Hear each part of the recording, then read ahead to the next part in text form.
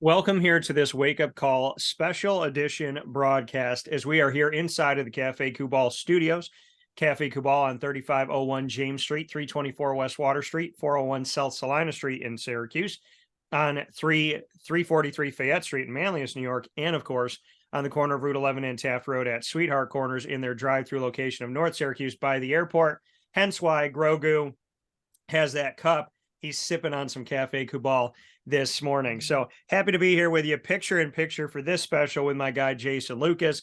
Jason has been involved inside of organizations as well as on the media side. He's seen the world of sports from multiple different angles. We met while he was working inside of the front office for the Florida Tuskers of the UFL. And he has become one of my best and closest friends, a brother to me.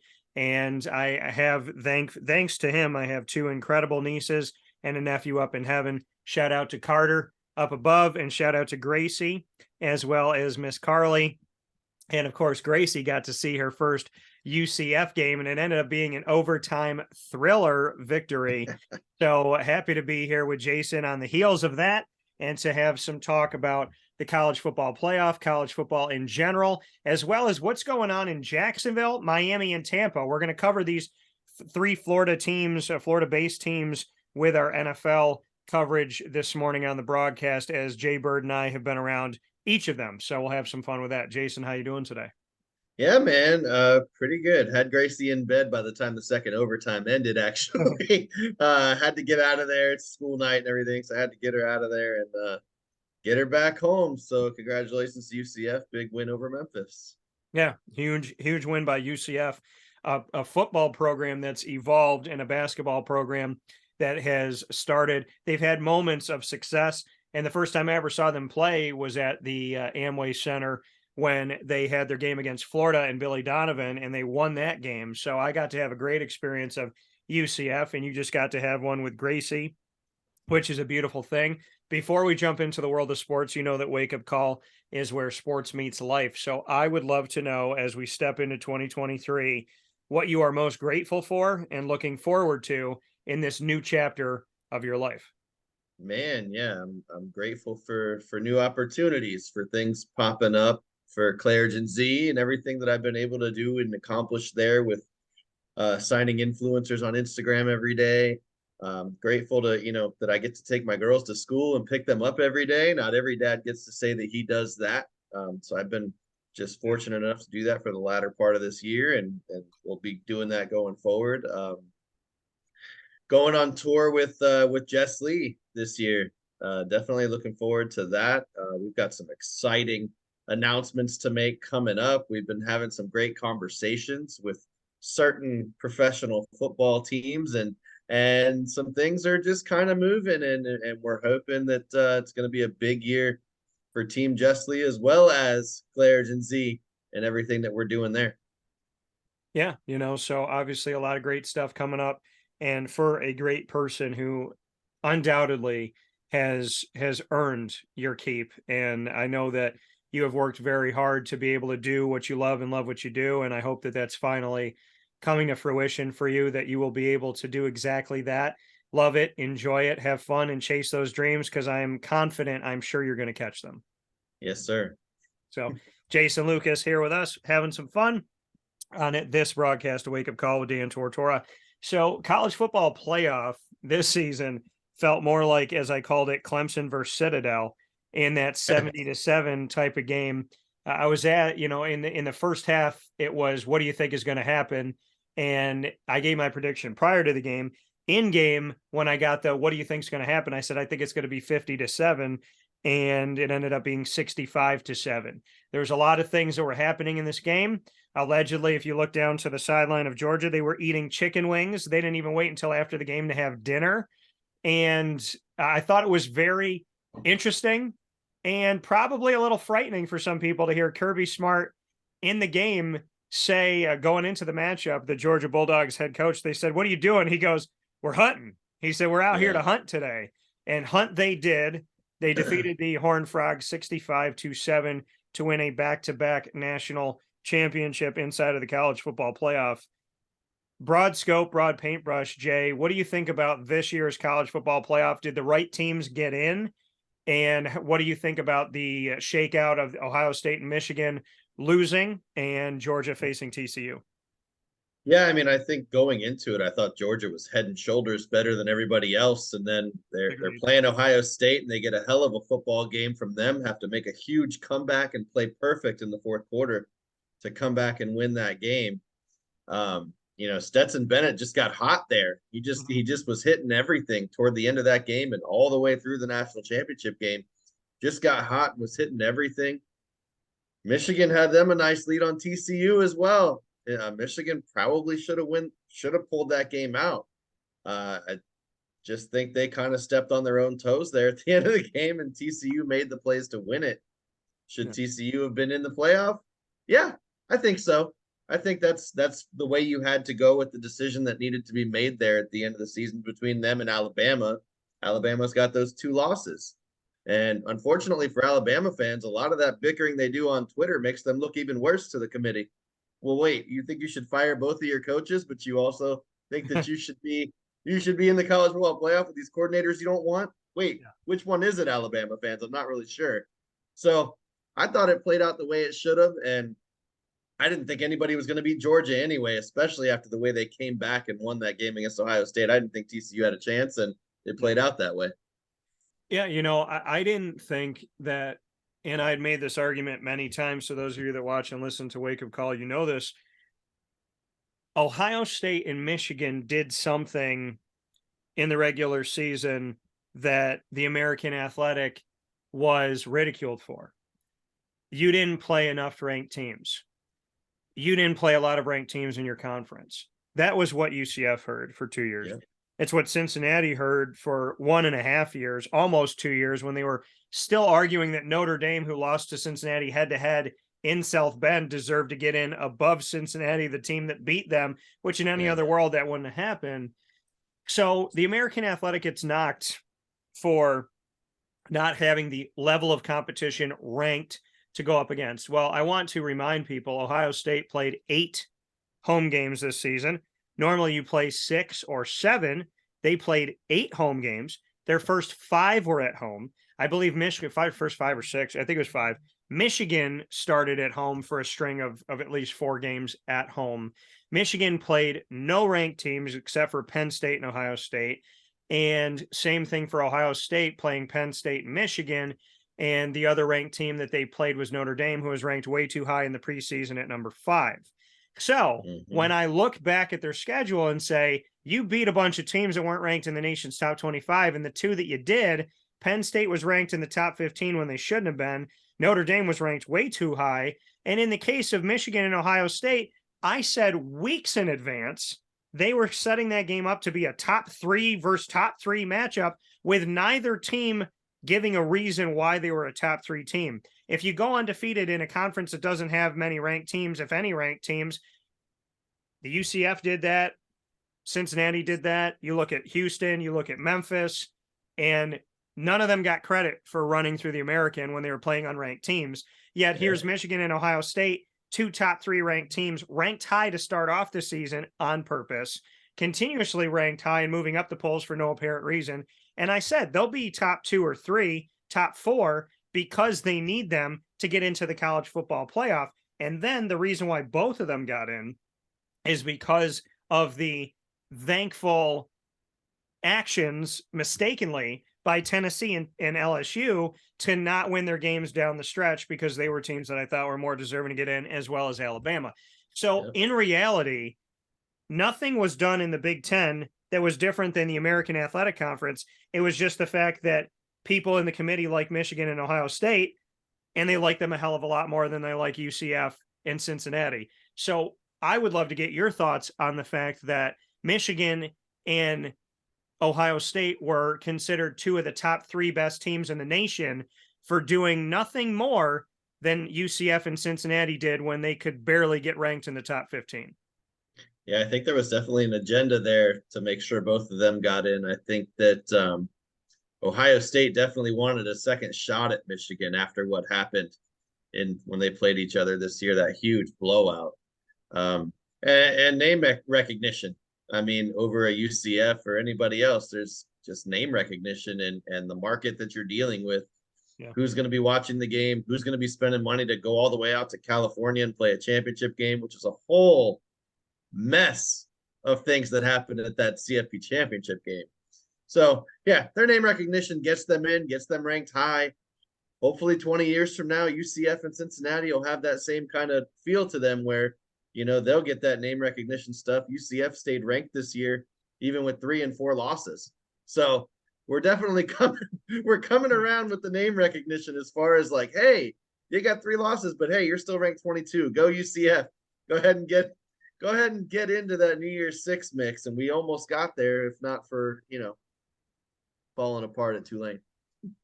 Yeah, and Tulane, who I thought was a top 10 team, and said after that Cotton Bowl that I was on site on location for, sitting there watching that team, 16 unanswered points with 4 minutes and 30 seconds on the nose left in the game, including a safety.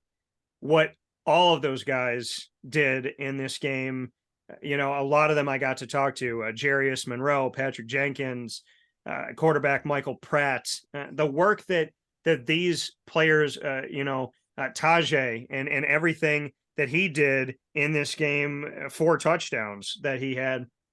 This team put everything on their shoulders. They had the world against them, except for Tulane and me, I guess. And so, nobody gave them credit to win this matchup. This is now yet another New Year's Six Bowl win for the American Athletic Conference. They know how to win these games. And in the games they haven't won, they've gotten really close. Keep in mind, a couple of years ago, Cincinnati lost to Georgia by a field goal in the last few minutes of the game at the Chick-fil-A Peach Bowl that I was at, when Atlanta opened up themselves to the world when the rest of the world was shut down. And I got to be on site on location for that matchup to know that that same Georgia team, with a lot of those same players that won the national championship last year and the same head coach, Kirby Smart, almost lost to Cincinnati. So, when I look back on the Tulane game and being a top 10 team, as you talk about UCF gaining some respect with multiple losses, still being ranked in the top 25, to me, after that game, I stood in the press conference room and I said, Tulane is a top 10 team. Anybody can fight me on this and talk to me about this, but Tulane is a top 10 team. They ended the season 9th in the coaches poll and 9th in the AP poll with a record of 12-2. They more than proved themselves to me. They defeated Kansas State on the road, which is a team that took down TCU, mind you, and TCU's only loss of the season before the national championship. And on time, they lost in the Big 12 to them. And, you look at what they did against USC, who was a team that played their way out of the college football playoff. So you got a team that was trying to play spoiler to a college football playoff team in Kansas State, and you got a team that could have very well been in the college football playoff in USC.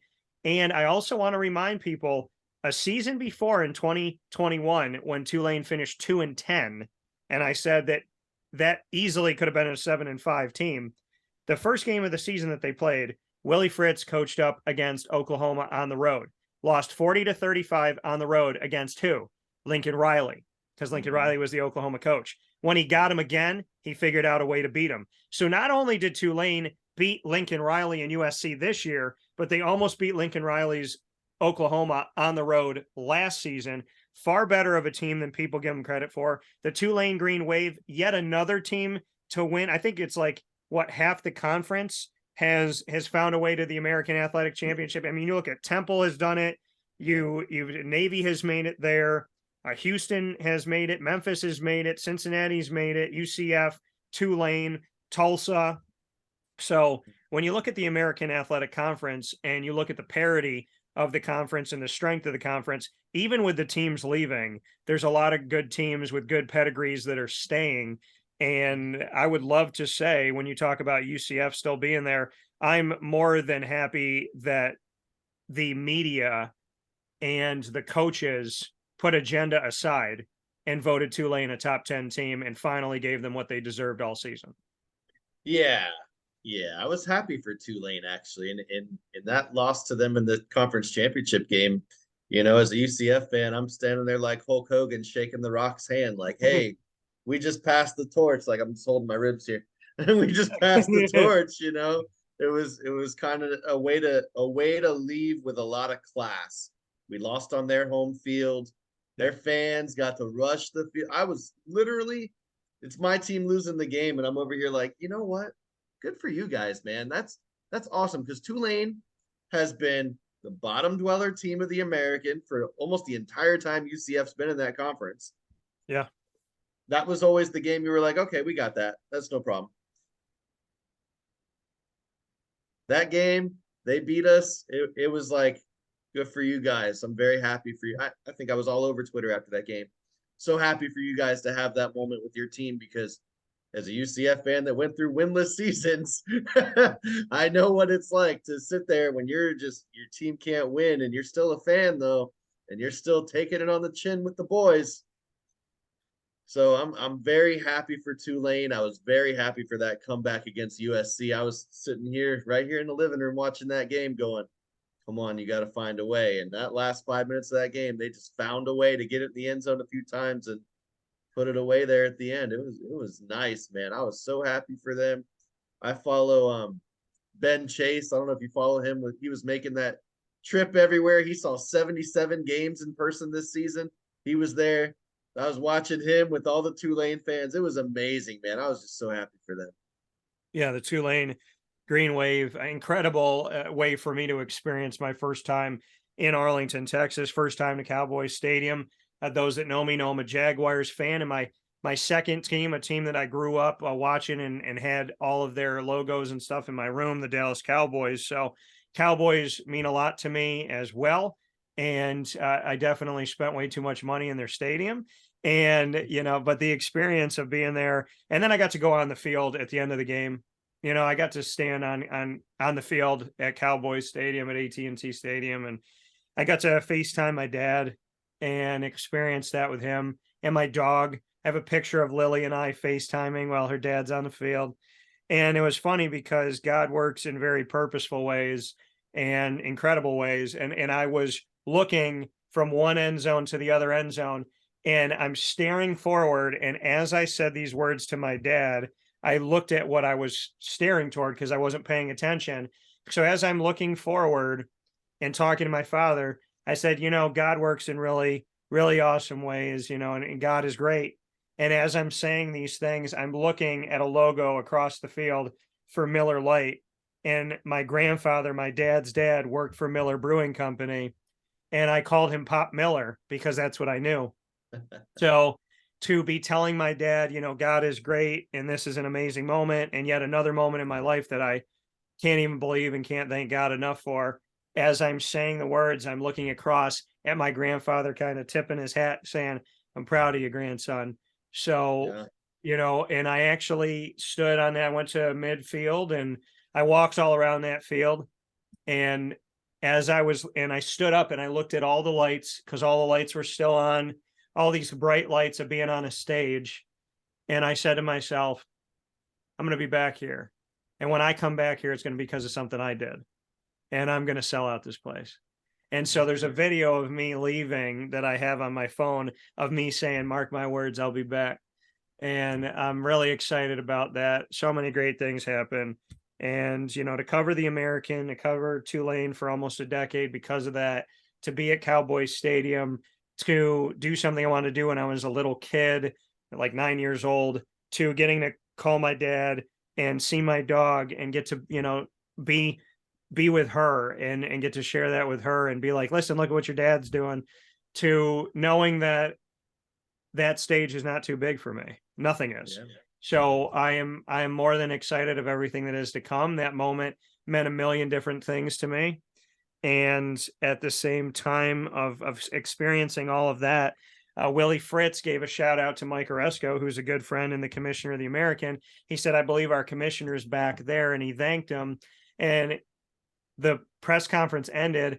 I turned and there's some media people coming over because they see Mike's coming over and they want to talk to Mike Oresco. He moves everybody out of the way, smiles, grabs me, gives me a huge hug, and he goes, hey, Dan, he goes, how about that? So, you know, like, and then another guy from the American that I greatly appreciate. He came over and he said, "Hey, I just wanted to meet you in person. Thank you for what you did for the conference." The director of communications for the Cotton Bowl came over, Scotty, and he was like, "I know I'm busy, but I just want to come over and say hello to you really quick. I'll see you at the media event tonight." And I said that all to my dad, and my dad goes, "Well," he goes, "you made it." He said, "You're big Yeah. time now, kid." So it humbled me. It made me feel really good. I will never feel big time, but having my father say that to me meant the world to me. And yeah, so I mean, my experience of the Cotton Bowl was different in so many personal ways, and I will love that moment forever. And I can't wait to go back and sell out that stadium. Jay Bird, I hope you're going to be there with me. Oh man, I wouldn't miss that for the world. I think some of my exes should miss that. So, uh, in the words of my mother, what'd she say? "Ain't nobody safe," is what she said. And I said, if you're good to me, you're safe. And it's funny now because when I tell girls now in dating, which I don't do much of it because it's horrible out there today, but when you go out and date in today's world, and women know kind of that, the comedy and the stuff that I like to do. When I talk about it, I usually get probably from like some of them, not all of them say it, but a girl will say to me, she'll go, "I really hope I don't end up a part of your act." And my response to her is, "What are you planning on doing? Because you don't have to worry about being in the comedy set unless your intention is to do something insane like the yeah, rest of them have." So, I mean, I'm always that's a red flag for me when a woman's like, "I hope I don't end up in the set," because that usually means that they're going to end up in the set. So, yeah, you're in there. so, and it's funny because the I think the last person that might have said that to me, in some respect, kind of ended up in it. I can definitely tell you that the last person I dated, she's wholeheartedly in this. She jumped in that set with both feet. So yeah, I mean, I don't know how I take a woman saying I don't want to end up in the set, because the right woman for me would be like, "I can't wait to go," and laugh. She wouldn't be Yeah, the woman going, "I don't know if I'm going to be in it." Because if you don't know if you're going to be in it, you're probably going to be in it, because you're admitting to me that there's some crazy that I'm going to find out at some point. yes, sir. It's very scary, but it's real, and my pain has become my comedy. And as Jay knows, I've been through a lot of it, and it will Yep. definitely, hopefully help some people get through theirs. And if you're wondering why you're in a room and you can't figure out who the person is that I'm talking about on stage, it's probably you. so, so I would say that, because I know that. I'm going to say that. I'm going to say, listen, some of you brought that crazy person tonight to my show. You brought that person half cocked to my broadcast. How dare you do that? But the difference Yeah, between me and you is I'm leaving on an armored bus. You're going in a van back wherever you guys came from. down So, by the river. so, so great experience down in Dallas and Arlington and Fort Worth. Want to thank them all for that. And I mean, but let's get back to TCU for a second. Even though TCU played the game that they played against Georgia, TCU to me deserved to be there. Do they have something that they can build off of? Sonny Dykes' first season, they win 12 games, right? They win a Big 12 championship. They win 12 games. They go to their first college football playoff. They win their first college football playoff game. They go to the national championship in the college football playoff. Sonny Dykes gave 3 winning seasons to SMU while he was there. I mean, to me, there's something with Sonny Dykes here, going from SMU to TCU and putting 2 teams on the map that weren't really on the map. Chad Morris helped to bring SMU there, but Sonny helped it to be more consistent, going to bowl games, advancing to the postseason, and having the opportunity. And then here he is at TCU. So, I mean, even though they lost big, they still represented the Big 12, and they're a team not named Oklahoma that went from the Big 12 to the college football playoff, which shows Oklahoma and Texas good riddance, because there's other teams to represent the Big 12 in the CFP. Yeah, definitely. I mean, anybody can get to those levels with the money, right? So we're hoping UCF, Cincinnati, Houston, one of us will get up there. But TCU, man, I mean, they had a really great year this year. They really just faltered in their conference championship game there at the end and weren't able to pull that one out. But other than that, they had an amazing year. They had some dramatic wins. I say, when I look at my conference or what my team's going to be playing in, I'm looking forward to when that schedule comes out for the Big 12 for next season, because fear factor number one's got to be TCU. When is that trip to TCU, or when are they coming to our house? Because Sonny and those guys, man, they've gotten themselves real good. They're definitely nationally prominent now. That they've got to be fear factor number one.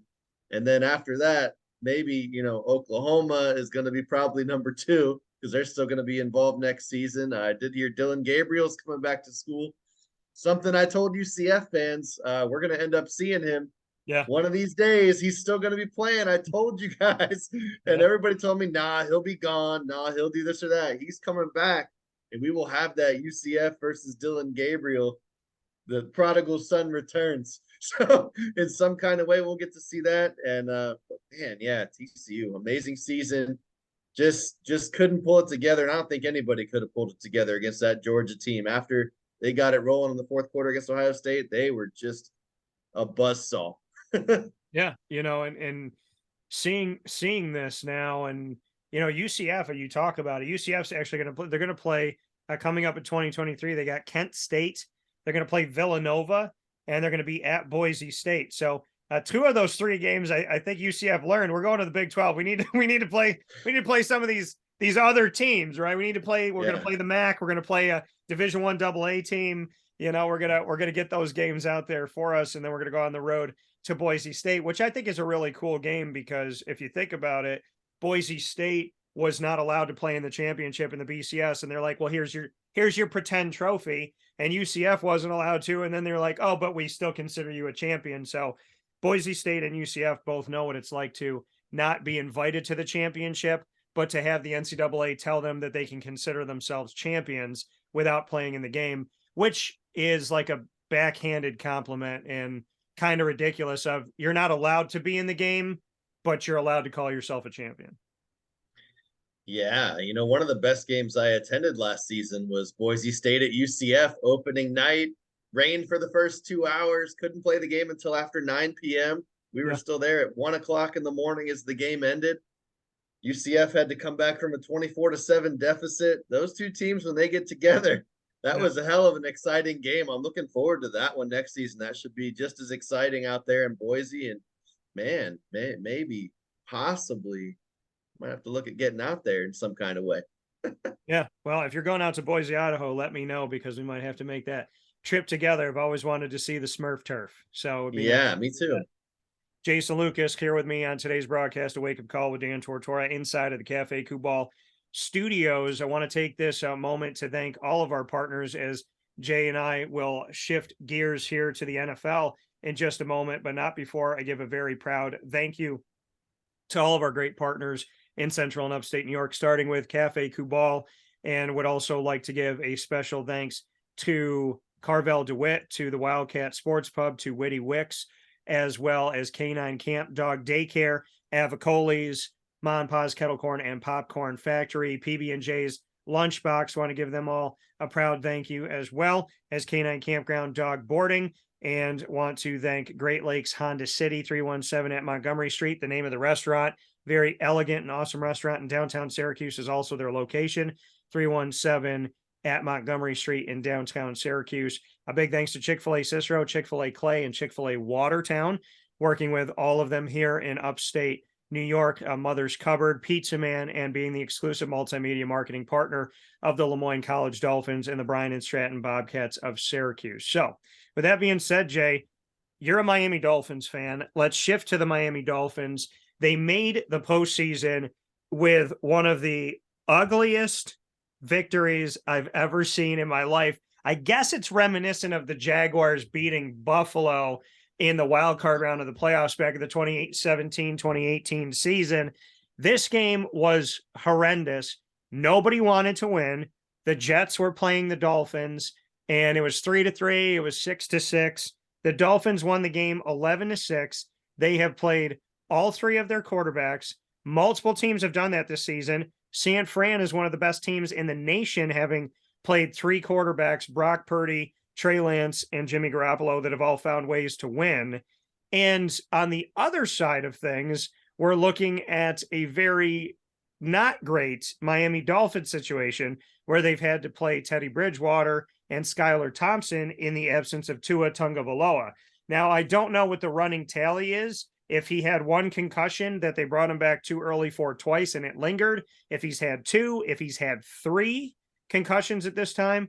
But if I was Tua, I would very much suggest to him I wouldn't be getting on the field in any way, shape, or form. I don't care how much money they threw at me, and I don't care that it's the playoffs. At this point, it is about your health, safety, and happiness for the present and the future. I would love to get your thoughts, Jay, on the Miami Dolphins with Tua and without Tua, because I have my thoughts, and I'd love to get yours. Yeah, man, the Dolphins offense with Tua Tagovailoa, holy shit. How much fun was it to watch all season long? Hill, Waddle, Sherfield, when they did run the ball, Mostert, that running game was actually pretty good. They don't run the ball often, but when they do, it was working. And a lot of people got on Mike McDaniel for not running the ball enough in the games where the losing streak started happening, especially. Man, that offense with Tua, amazing. And they'd have a shot against anybody in these NFL playoffs with Tua. Unfortunately, like you're saying, a decision has to be made. And I think, protecting the player from himself. Yeah. He's got to shut it down for the year and then, go through everything he's got to go through during the off season. A lot of people are talking about a helmet change, maybe a safer helmet for Tua, something to keep him on the field and out of concussion protocol, because I believe he was the number one most efficient quarterback in the NFL this season. Without Tua, though, and also, more importantly, without Teron Armstead, your left tackle, missing a key component on that offensive line here at the end of the season has really hurt the Dolphin offense to the point where now you've got Skylar Thompson starting these games, rookie 7th-round pick out of Kansas State. What's he supposed to do, Dan? I mean, Tua gets rid of that ball in under 2 seconds on most plays. When you ask a young quarterback to do that, it's just not even fast enough. It's the Kurt Warner movie with John Gregory and the horn, hitting the horn. You're not throwing it fast enough, Warner. Thompson, same thing. He hangs on to the ball for too long for the offensive line that he's unfortunately got. The ball's got to come out quick. You got to get the ball in the hands of Hill and Waddle to even have a chance to make a play. I think McDaniel's got to draw up a lot more quicks than he wants to. You can't go deep when you don't have an offensive line, unfortunately. They're going to be blitzing. You've got to take advantage of that aggression and use it against the defense in some kind of way to have any shot, whether it's Skylar or whether it's Teddy Bridgewater, who also holds the ball too damn long. You've got to get this sucker out of your hand. And it was proven Tua's second concussion, or first or second, whichever one, the one in Cincinnati, he hung onto the ball way too long and he took a hit he didn't need to take. And that's how we got here, was holding the ball too long. That offensive line just can't hold up against pressure, unfortunately. And they're going to have to use that against anybody they play in the playoffs to try to at least get some points on the board. Yeah, the Miami Dolphins, again, a strong team, a good team this season, definitely exceeded a lot of people's expectations. But, with Tua and without Tua, a totally different world. I said it multiple times in the season. If Miami had Tua, arguably, they would have been undefeated. Arguably, they would have maybe won 2 losses this season. Could have beaten Buffalo again, almost beat Buffalo when they had another crack at them. So, you look at the fact that they split with the Buffalo Bills, and in that game afterwards, it was a very close game. So, in my opinion, the Miami Dolphins with Tua for a healthy full season, this is a team that's vying for one of the top spots in the AFC, not just the playoffs. How frustrating is it, Jay, to see this Tua situation where when he's out there, the team is so electric and can beat anybody. But when he hasn't been out there, this team has been forced to go elsewhere. Teddy Bridgewater is serviceable. Skylar Thompson, the offense isn't known to score a lot of points with him out there. But just the kind of unfair, out of your control situation of not having Tua, where you get a glimmer and a glimpse of what the season could have been with him, and then you have to lose him. Because to me, I feel like Miami Dolphins fans have seen this incredible, oh my gosh, are we finally getting back from when Dan Marino retired? And then it's snatched away, and then it's given back for a couple games, and it's snatched again. I feel like this team with Tua could have been in a totally different place. And to me, it's really unfortunate to have to see two versions of this team with and without Tua. Yeah, definitely. I mean, we mentioned it before. Sitting through that Jets game, I was down there. Sitting through that Jets game, man, I couldn't wait to just see what was going to happen because there was no offense. Joe Flacco is not Joe Flacco anymore. There was just no offense in that game whatsoever. The Dolphins Stadium down there is built on Indian burial grounds, believe it or not. A lot of the Dolphins franchise and fans believe that the team is cursed, that things just can't go our way. We can't just have a nice quarterback anymore. We've had what? I think you've gone over the list on the show with me before, about 19, 20 quarterbacks in the last how many years since Marino retired, that we just can't get it together offensively. And this offense with Tua, with Jalen Waddle, and the cheetah Tyreek Hill, it's unstoppable once it gets going. I mean, all the DBs can do is try to hold them, which Sauce Gardner, God bless him, in this last game, was holding them for everything he could to try and stop that offense, and did a pretty good job of getting away with it most of the game. But the Dolphins at least made the playoffs. I mean, I think that's what the fan base was looking forward to the most, was at least having the playoff game and having a shot to get there. And you'll just see what happens now with Skylar Thompson. Yeah, and it's definitely been like you were talking about, going through the Dolphins starting quarterbacks and where, the long list that they've had since having Dan Marino under center wearing number 13. And it has been crazy. It's been insane to see the situation for the Miami Dolphins and all of the guys that they've had under center. I feel like some of these names people wouldn't even remember that these guys were out there for them, but there's been a long list of them. I'm going to read them off to you. So after Dan Marino, you had Jay Fiedler, Damon Heward, you had Ray Lucas, Brian Griese, AJ Feely, Sage Rosenfels, Gus Frerotte, believe it or not, a lot of people know him from the Washington Redskins, now Commanders, Dante Culpepper, Joey Harrington, Cleo Lemon, John Beck, Trent Green, Chad Pennington, Chad Henne, Tyler Thigpen, Matt Moore, Ryan Tannehill, Brock Osweiler, Ryan Fitzpatrick, Josh Rosen, Jacoby Brissett, and now Tua Tagovailoa, Teddy Bridgewater, and Skylar Thompson. That is your list. Jay Cutler. Did I not say Jay Cutler? I didn't hear Jay Cutler. Oh, yes, on your list. Pardon me. After Ryan Tannehill and Matt Moore shared time, it was 2017, Jay Cutler and Matt Moore. I skimmed over him here by mistake. So yes, Jay. Yeah, Cutler. that was a hope for this fast. Yeah. Oh, Jay Cutler will be good. No. Yeah. No. Never mind. I didn't say that. Delete tweet.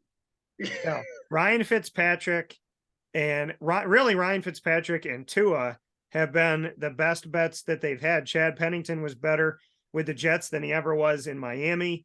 And outside of that, Jay Fiedler had some moments. Ray Lucas gave some hope to the Jets in his time as well. But I mean, really, since Dan Marino, I would say Jay Fiedler to Ryan Fitzpatrick and Tua. Those are the guys. Yeah, that's about it. And we're just hoping and praying, like I said, that Tua goes through his off season, whatever he's got to do, and comes back ready to go in August, and then we'll be back running again next season. How many concussions do you think he had? 3. That's what I. Oh, if you tell me that first one wasn't a concussion, yeah, I've had. The one where they said his back. I know how I acted. Yeah, when they said his back. Oh, it was his back. Your back makes you lean forward and go, ah. It doesn't make your whole body become like limp. Pinocchio. So he was limp. Yeah, he was limp. That was a concussion, and God bless him. Like an old school football player does, he came back in the game and won it. Well, I mean, who was it that was on the ground? Was it Colt McCoy for the Browns that was sitting on the ground that one game? And he said that he doesn't remember the last 14 minutes. And it was the game where they allegedly had changed concussion protocol because he was sitting there with his legs out like this. And then he just got up. And I remember Eric Dungy for Syracuse. He went down on the field, face down, body flat.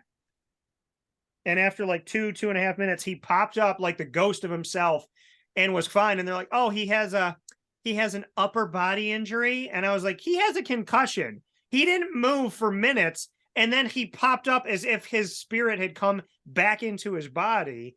Yeah. So, but I asked you about Tua, and I didn't give you the number because of the fact that I wanted to see if you saw what I saw, because I saw 3. I saw 3. Yeah. Okay. Some people, and this is 3 in 1 season. So this whole concussion protocol and the NFL working on this, that, and whatever. And then the NFL years ago saying, and it wasn't even the top story on ESPN, it was the 3rd story. It says NFL admits that concussions may lead to brain damage. May. So even then, they didn't even say that it did. Here we are today with all of this extra protocol and different things that they're going to do. And we've learned so much from so many different things. Yet you let a guy go out there 3 times, and let's say that he wasn't even necessarily arguably healed from the first one. Right. So what is the NFL going to do? And if I'm Tua, yeah, I want to play in the NFL, but I also would think that my lawsuit against the NFL would be outrageously substantial. Well, yeah, I mean, what I can tell you from my knowledge of the human head, right? Mm-hmm. If you hit this part of your head, you have bones here. There's protection here. But when you hit back here, like Tua did 3 times this season, when you do this whip action and onto the back of your head, that's the worst spot to get hit because there's nothing back here. Yeah. So when you hit this, it's a direct hit to the brain. Yeah. And he took 2 hits like that in 4 days, 3 days, 4 days, whatever you want to say, Monday to Thursday or Sunday to Thursday. And then he had another one in December. There's the same kind of somebody spinning him to the ground into the back of his head. And it's, somebody said he needs to watch some wrestlers and watch how wrestlers fall because they keep their head out of it. But the way that he always whiplashes, he hits the back of his head. So if they can't get him some extra padding, something in the back of his head, this is going to be something that doesn't stop happening to him because he's not as big as these D linemen that are just slinging him like he's a rag doll. It's a big, big concern for everybody that watches football and cares about this young guy who has a little baby.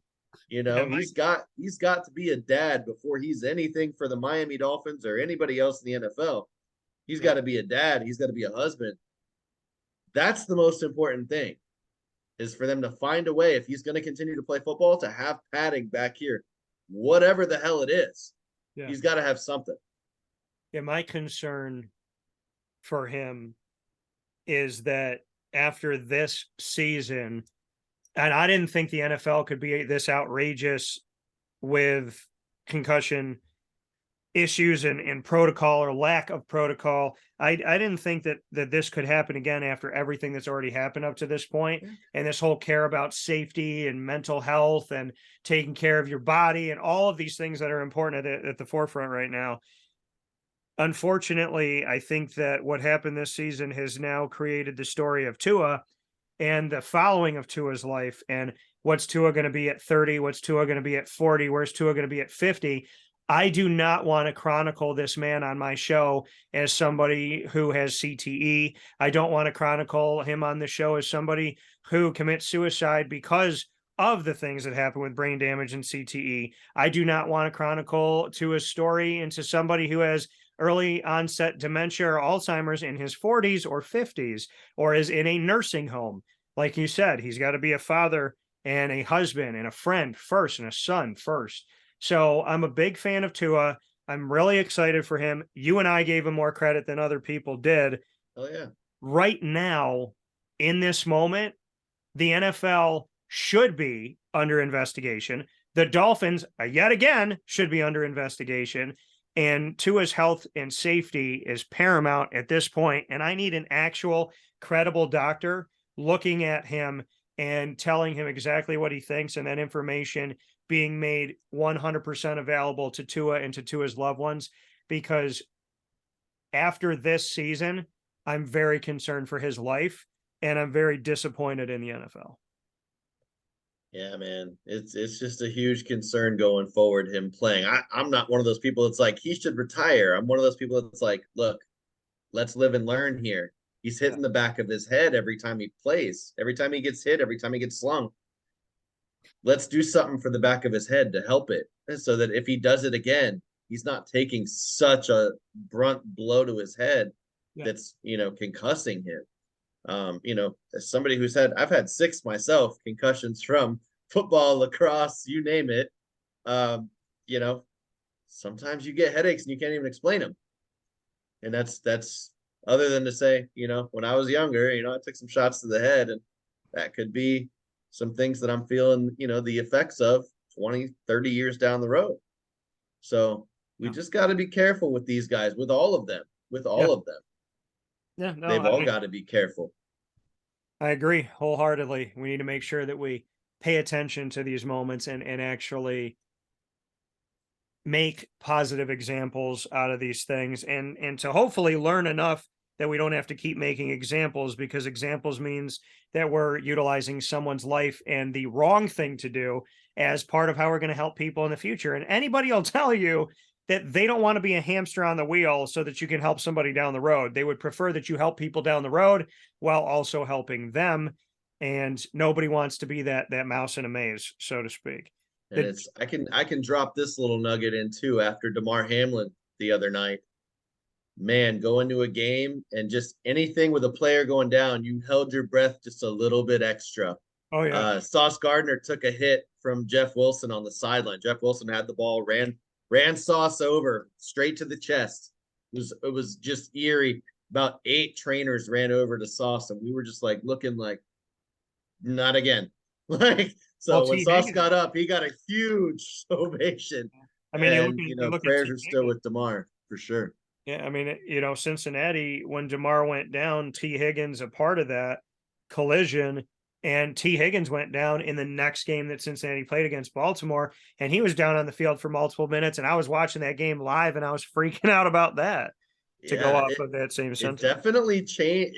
What happened to DeMar definitely changed the mentality of the NFL fan, or any football fan, really, just watching the game and going, "Oh man, another guy down." And then you see like more than 3 trainers out there, you start to get a little nervous. And when I was watching what happened to DeMar, I went in the bedroom and said, "Kristen, I don't know what just happened to this guy on the bill." And I started crying. I'm like, I don't know what just happened to this guy. I don't know if he's even alive out there. Like, this is not good. Yeah. And, just started praying right away. It was unbelievable. Just the response, and watching, Twitter, especially how many people are on there praying for him and pulling for him. Hearing that good news, bro, it was, man, I'm glad he's doing better. And somebody on the Buffalo Bills is going to have to come punch me in the face or something, because I'm going to be rooting for them in these playoffs if the Dolphins aren't in it. I'm just going to be. Well, That rivalry just died, and well, and I think, and like you said, I mean, you just start praying. So I was at the media hospitality after the Cotton Bowl. And so I'm in Dallas. I'm in downtown Dallas, and I'm sitting and I'm watching the game. Now I'm eating, and I'm kind of watching and eating, and so I didn't see it in the moment, but I saw the replay when they were still showing it, and it was the craziest thing. I mean, 19 plus years of broadcasting, I've never seen it in my life. Of all the games I've ever watched my whole life, I've never seen a player hit somebody, bring him down to the ground. They both hit the ground sideways, and then he gets up and he's standing there, and then all of a sudden you just see him like fall back, like his spirit left his body. And like you said, was he dead? He was dead. He was dead on the field. And thanks to CPR and incredible people, and one of the Buffalo Bills workers, one of their staff members that actually came from Syracuse. And so, I mean, to know what they were able to do was incredible. I think the greatest thing that I've seen by humanity as a whole in God knows how many years is the fact that we started off a new year praying. We talked about God. Media people talked about God. Shame on the people that didn't. But because ESPN did a Sports Center thing, and this is the thing, I always wanted to be on Sports Center. and I got to do Dream Job for ESPN, and I got to win that down in Florida, and I got to be on 3 ESPN affiliates. But let me say something about ESPN, Fox, or anybody out there that wouldn't say this. This is not a witch hunt. I'm going to Yahoo Sports, anybody that would ever do this. Whatever idiot either decided or was told to say, it's so great to see humanity praying to the sky. Well, what's in the sky, you know, mind? A cloud? A bird? What are we praying to? They couldn't even say God. I'm watching Sports Center, and they're like, thanks to everybody who's praying up above, to the sky above. Look above. And then to say, and then one of the guys, it might have been the same guy, who said, this shows the incredible power of humanity. And I was like, ew. It shows the incredible power of God and humanity connecting to that. But what is this like? Human beings, we created ourselves. We're the reason why we exist. We built ourselves when we didn't even exist because somehow we can do that. And hearing that from the media is the exact reason why I don't listen and watch a lot of stuff. Yeah. And then I saw the other side. I saw Twitter. Let's pray. God, let's praying, God, NBC, all these places that were talking about it. And before these games saying, I love you, broadcasters saying, before we go anywhere, let me tell you that I love you. Let me go up and down this line and tell you, I love you. I appreciate you. God is good. God did this. Let's thank God. Faith and beautifulness. I want to commend every member of the media that said faith, that said God, that said prayer, that said whatever they practice and whatever they believe in. I want to commend all of you. And to all the media that didn't say God and refused to say anything about God, I think you should hand in your resignation letters. And that's just my thought. Yeah, man. When Dan Orlovsky said his prayer on ESPN, that was so powerful. So powerful. He literally stopped the world for a minute there. Well, and the thing is like anybody that's watched or listened to this show, I will pray on the show. I will pray live. And I feel that it's the only way to go. And people say to me, aren't you afraid of getting canceled? Aren't you afraid of people stop listening? I was told when I started my Twitter years ago, he said, if you take God out of your Twitter, you probably get more followers. And I said, well, that's the funny thing about you is I'm only following one person, and that's Jesus Christ. Yeah. I said, I don't even think the name follower is right. I want to change that name supporters because I don't want followers. You should be following God, not me. Where are you following me to? So to me, I understand not everybody has a faith, and I pray for those people. And I understand people have different faiths. I've had people that listen and watch the show that are atheist, agnostic, Jewish, every type of Christian, Catholic, Muslim, potentially. I mean, all different types of religions, Buddhist, Hindu. And I tell people all the time, you are welcome. You're welcome to my broadcast because I accept you in my world. My God loves you and I love you as a child of the God that I believe in, the only God that there is to me. And if you have a different belief than I do, I accept you and appreciate you. So please accept me and appreciate me. I got asked a question, was I ever concerned about being canceled? No, I'm concerned at the end of my life being sent to a place that's really hot, a little bit hotter than Florida. That's what I'm concerned with. But not much. Apparently in recent years. But yeah, so I want to applaud everybody that prayed for DeMar, continues to pray. I would implore you to continue to believe in God when it's not popular, when it's not a fad, when it's not trending on Twitter. And I would also implore you to continue to pray and be good to each other because it was great to see it for a few days. But the only real greatness that comes from this, what do they say? Be consistently good, not occasionally great. If you pray once and never again, you really didn't live a good life.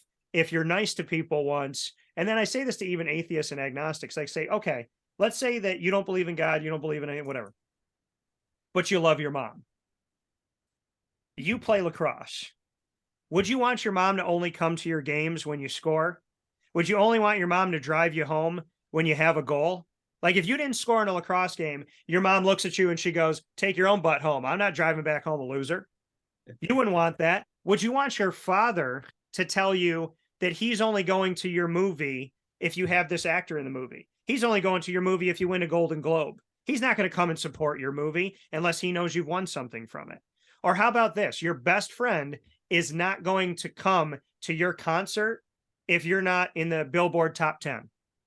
Nobody would want that because it doesn't make sense. So if it doesn't make sense to be occasionally there for people or only there when things are good, then stop praying only when you need something and stop pretending that if you do something good for 2 days of the year that you've done a good deed. The best thing about the start of this year was prayer and God being talked about.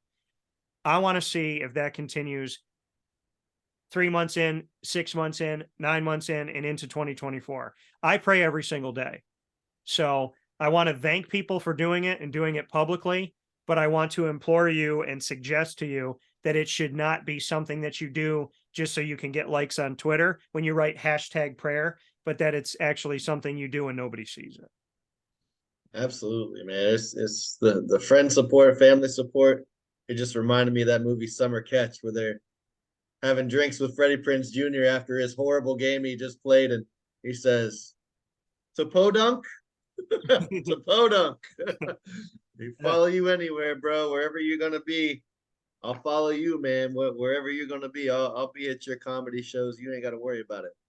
And I know that, and I'll be with you wherever you go. And you and I already have some things potentially in the works down the road where we get to put our money where our mouth is. And Oh yeah, you I haven't know, even told you about that yet. so yeah, well, I'm excited then for off the air.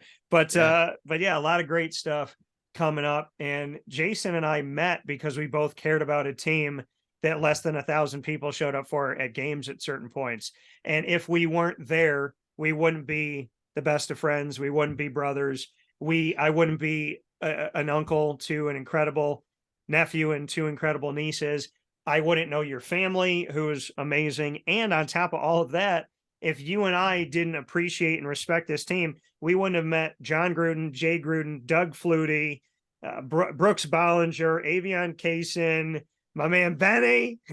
So, there's so many things that Dominique Rhodes, Joe Theismann and I are friends to this day because of the Tuskers. Yes. So, I mean, you think about it, Jay, if you and I just did things sometimes or were nice to people sometimes and cared sometimes, we wouldn't even be friends. That's true, bro. And it's funny because I mean, just you mentioning that got me thinking about the fantasy world and that you are addressing your 2-time Dan Tortora show champion of the fantasy league. So thanks. I decided to call my team "Y'all Suck" this year because I thought that would be just funny because I was blowing everybody out in the beginning of the season. So I changed my team name to "Y'all Suck." I was wondering why you did that. I was like, I feel like it's on purpose. So I was trying to motivate everybody. And it's funny because Rick, I don't know if Rick actually watches your show, but I played Rick in the championship game.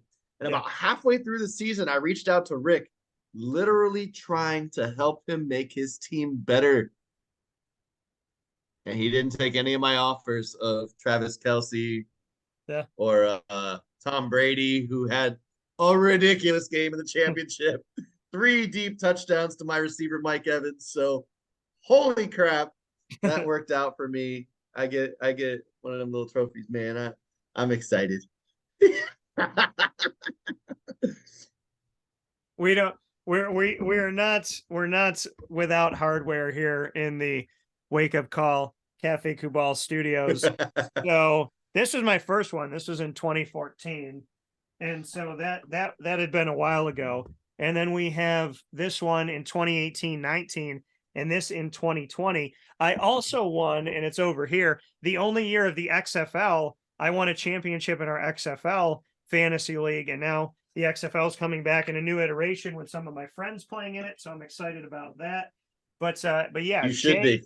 So Jay is two-time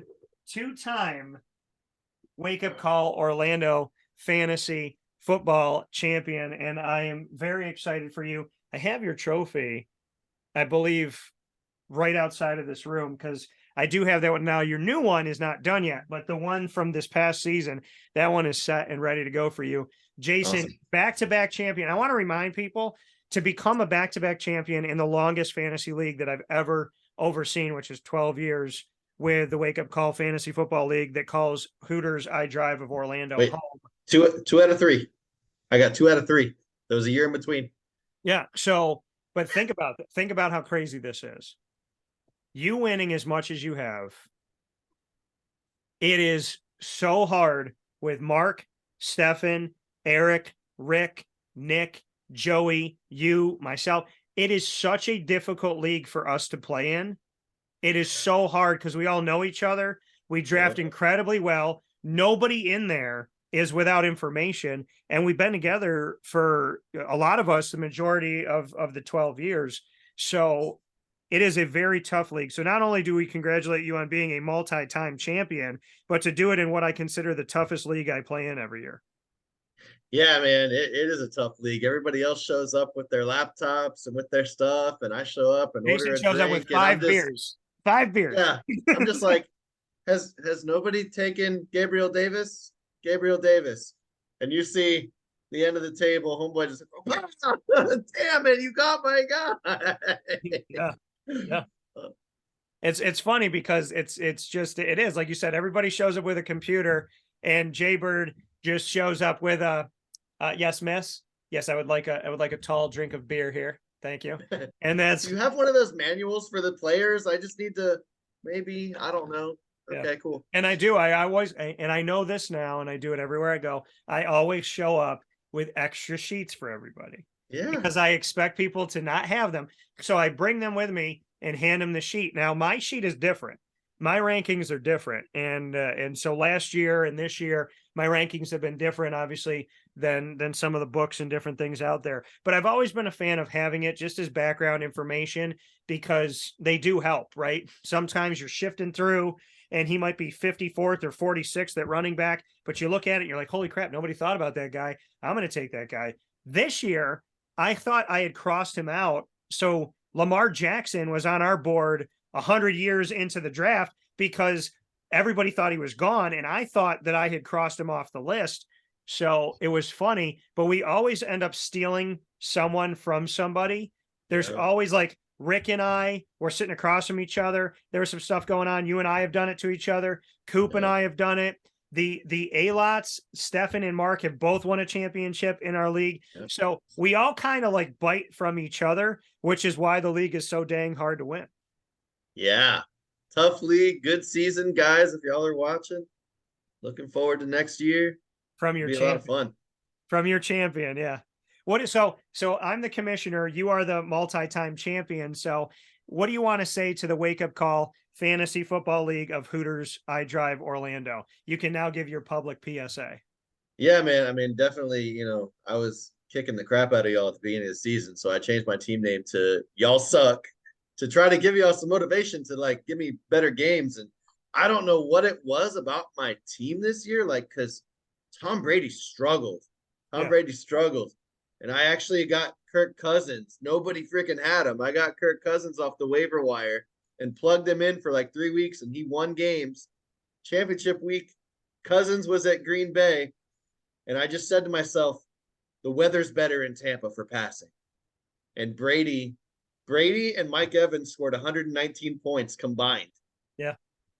That basically won it for me right there. It was already over. So, man, great season, guys. We had a lot of fun. We'll have a lot of fun next year too. Looking forward to going back to Hooters iDrive, doing the show with you over there like I do every year. A lot of fun. Yeah. And I do want to let people know that we're going to be at Hooters sooner than that this year because we got something really cool happening at Hooters that we've never done. And I do want to make mention here in week 4, I played you and you defeated me 178 to 136. Normally 136 points is enough, but in our league, and I cannot stress enough how many games I lost this season by a field goal or less. I'm losing games by 3. There was 1 week I think I lost 3 games, or in 3 of my leagues. I think I lost by like 1 point, 2 points, a tie that went to the bench. So it was crazy how this kind of shook out because there were games where I scored 172. And of course it was in the weeks where I wasn't playing Jason, but I'm trying to see if we played each other a second time. Cause I know we played in week 4. You beat me at the end of the season. You beat me. So we played in week 4. One of my 4 losses. Yeah. So we played in week 4 and I lost to you. Then we played in week 11. You beat me 173 to 134. And then let me see here. Did we play? No, we didn't play that week. Let's say if we played. No, we didn't play that week either. So I don't think we played again. I don't think I'm one of your losses. Oh, whoops. I thought you were. Let me see. Week 1, no. And so we played in week 4 and we played. Well, I went 9-0. I was like 9-0. I was already in the playoffs. So I was just trying to make my team for the playoffs at that point. I think I lost like 4 of my last 5. Yeah, we played in week 4 and we played in week 11. And you beat me in both of them. And I scored over 130 points in both of those weeks. But my team had 214 at the time of DeMar Hamlin's injury. And I still had Mixon. So, like, nobody was going to beat that number because, like I said, Brady and Evans just went off. It was just ridiculous. I think Evans had 206 yards and 3 touchdowns. Yeah, and I lost. Yeah, I lost to, let me see who I had. Oh, Team Elite. So I lost to them to start the playoffs. Yeah, I didn't have a good run in our playoffs. That's Stefan, right? Yeah, Stefan beat me in that one. I did not have a good run in our playoffs. I do want to make a note here, since we're talking about the Wake Up Call, Florida League at Hooters I Drive, Orlando. Shout out to Hooters I Drive. Head out there right outside of Universal Studios, as well as SeaWorld and Walt Disney World. Very close to so many awesome things and many, many hotels. Head out to Hooters I Drive, Orlando. Let them know that Wake Up Call sent you, or you could say DT sent you. So Team Elite beat me in the first round of our playoffs. And then Rick's clever name coming beat Buckhammers, which is Mark. And then Nick lost to you in the first round of our playoffs. Other people got eliminated here. And then in the second round, Rick defeated Eric, who had defeated me. And then you defeated Rick defeated Eric, and then you defeated Stefan, who had defeated me. And then from there in the championship, all Dolphins. You guys were scoring like 100, 170 apiece. And then you went up against Rick, 2 Dolphins fans, and Rick lost to you 214 to 142. Yeah. Hill on his side and Waddle on my side. That game was nuts. 214 points might actually be a record in our league, which is insanity. But definitely congratulations to you for winning the game, for becoming the champion. And I know Rick's pissed because Rick knows what it's like to get to our championship. So, and not win. So shout out to my boy, Rick. I love Rick. Shout out, bro. Shout out to Rick. So a final note here. I want to get your thoughts on my Jaguars. We talked a little bit about Tampa Bay. Losing record, 8-9, gets them into the playoffs. And everybody was alive with 2 weeks to go. Carolina actually playing Tampa head-to-head could have taken the division if they had won that game and found a way to win their last week. So Carolina, believe it or not, with firing their coach mid-season and having a million different quarterbacks, could have still gotten into the playoffs. Instead, Tampa Bay gets in. Your thoughts on the other 2 Florida teams? Tampa, which I'm totally fine if you spend a minute on and spend the majority of your minutes on Jacksonville. I'm kidding. Love you, Tampa fans. I love Tampa. Love St. Pete. Nobody's knocking you. It was a joke. I have to say it quickly so that y'all don't lose your minds. But I want to get your thoughts on Tampa and Jacksonville through the eyes of a Miami fan. Well, now you got to remember that I'm a Florida guy. I've always had all 3 Florida teams. Miami's 1, Tampa's 2, Jags are 3. It's always been that way with me. Totally. And I'd say 2 and 3 have been interchangeable through the years for me. Yeah. But man, Tampa has struggled on offense this season. Their defense has actually been pretty good and kept them in a lot of games where Brady just couldn't get it going. Offensive line injuries, receiver injuries, a lot of that has been solved. You saw them in the last game of the season really get hot. Yeah. Man, don't let Brady get hot going into these playoffs now. Yeah. Don't let him get hot, because I don't even see a team in the NFC that I'm like, they're above and beyond everybody. Tampa couldn't have a good game against them. There's no way. I think Tampa's got more of a shot than anybody's going to give them at this point. Just because they played a little bit of shaky offense through the last part of the season doesn't mean that they can't get hot at the right time and run the table and go all the way to the Super Bowl. I'm happy for Tampa. I think they got a shot. I mean, I think the Jags are lucky to be in the position they are. I feel like I don't think it's luck, man. They lost 6 of 7 and then they won 6 of 7 to end the season. I feel like they got the turnaround when I put money on the Titans when I was up in Nashville. they have a little Margaritaville there that you can actually go in and you download the app and you can gamble. You can do some sports gambling. So I said, all right, well, the Titans are winning this, no problem. The Jags won that game and they haven't lost since. So you're welcome. No, man, the Jags, I mean, if they can find a way with that defense to keep them in games, Trevor Lawrence might be able to do just enough. Travis Etienne, Christian Kirk, and those guys, they might be able to do just enough to get a little further in the playoffs. I don't know. I mean, trying to go to Kansas City and win a game might be a little rough, but the home playoff game, I'd give them a shot. Jacksonville Jaguars, Miami Dolphins, Tampa Bay Buccaneers.